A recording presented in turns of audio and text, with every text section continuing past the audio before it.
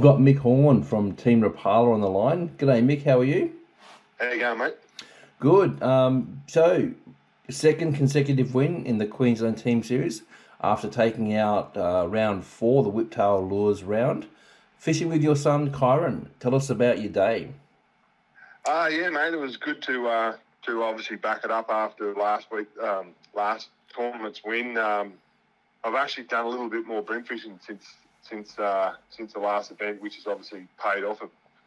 Sort of building a little bit of confidence in what we're doing. And Mel couldn't make it this weekend, so I got to ring in my young bloke Kai, and it was actually really good to actually spend a day with him in tournament fishing sort of thing, because we used to fish a lot together over the years, and he showed it again on the weekend that he's actually a really good angler. So it was a good thing that we won the event, and also really good to actually fish a tournament with him like I used to with my old man back in the day.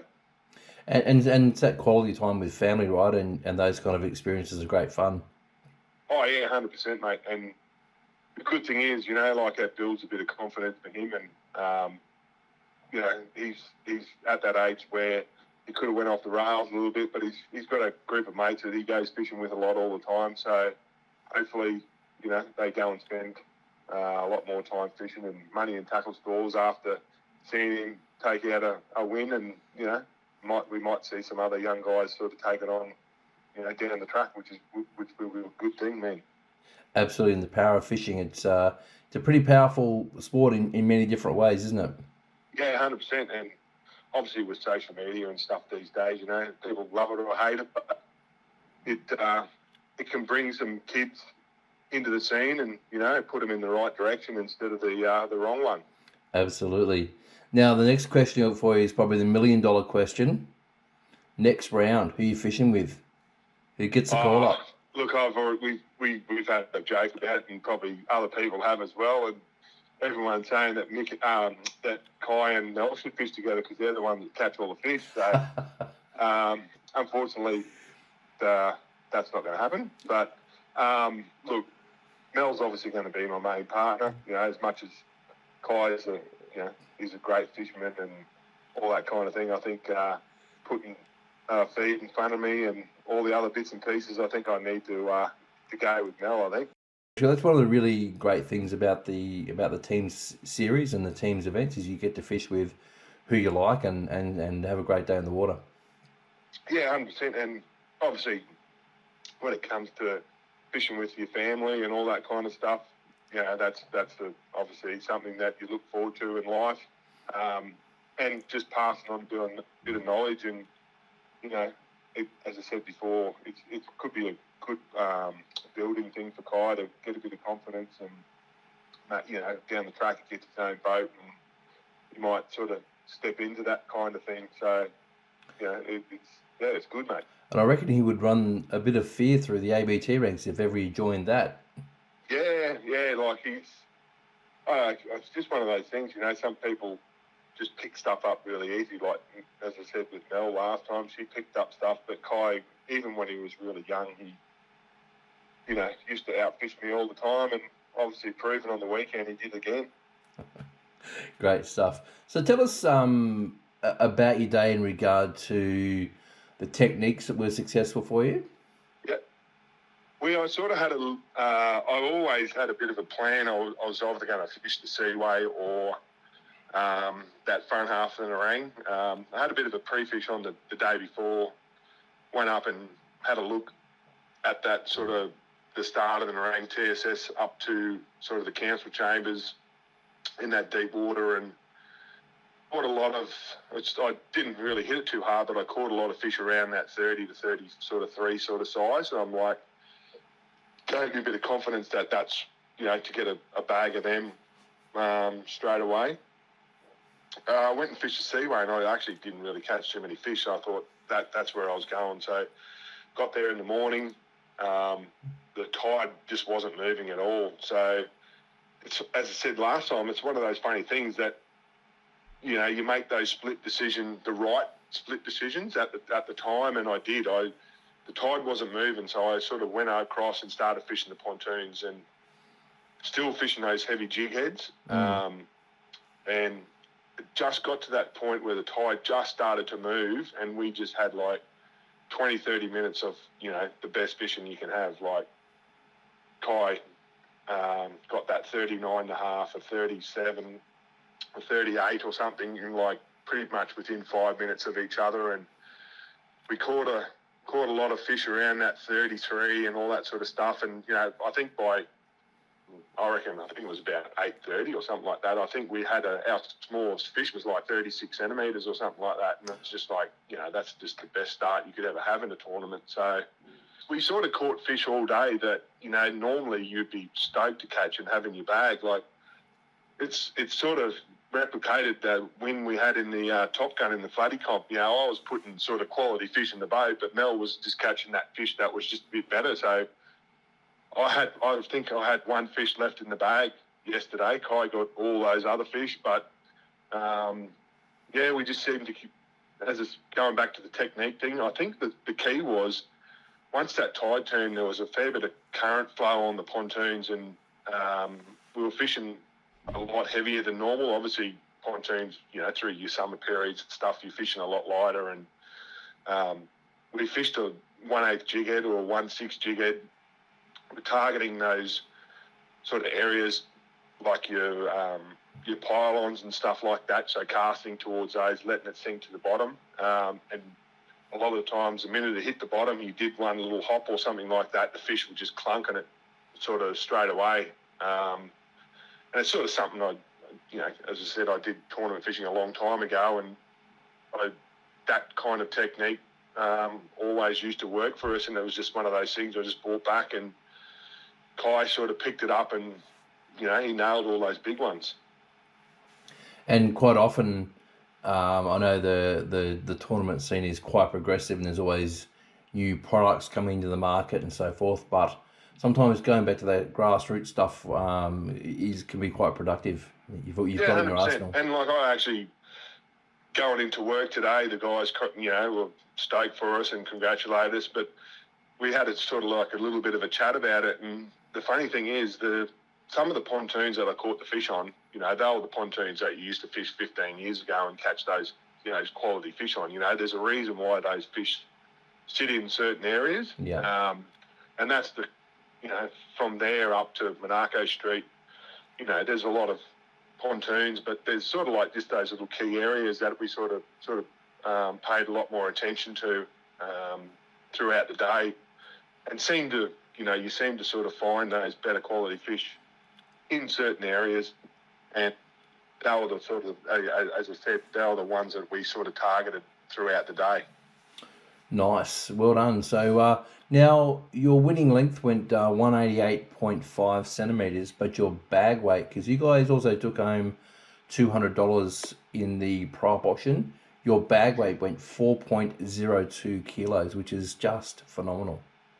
Yeah, no, it's, as I said yesterday, it'd definitely be up there as the biggest bag I've ever caught in a tournament, like bream fishing. So, yeah, it's pretty special to get a bag like that. I've got a lot of high 3 kilo bags and stuff in the past, but never anything over 4 kilos. And, to do it with my young bloke, it's a good thing, mate.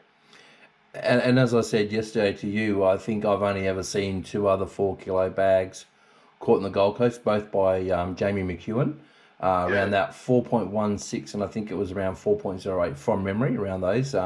In the QTS, I think around about 3 years ago, he did it in 2 rounds, consecutive rounds. So they're cracking bags. Oh, and it's a rare thing to, like we always, I guess, on the Goldie, 3 kilos is probably the first benchmark, right? And I think that's any bag over 3 kilos is awesome, but to crack that next level is pretty special. Yeah, 100%. And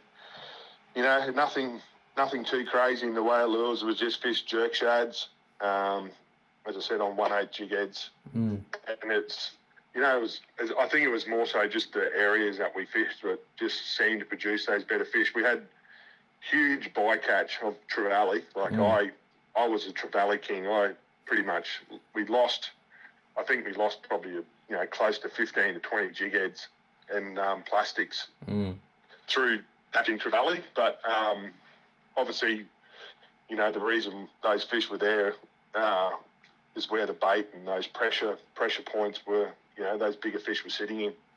And the current was quite strong yesterday. I know it was a little bit stronger than what I thought it was going to be, and obviously I think that must have played into your hands.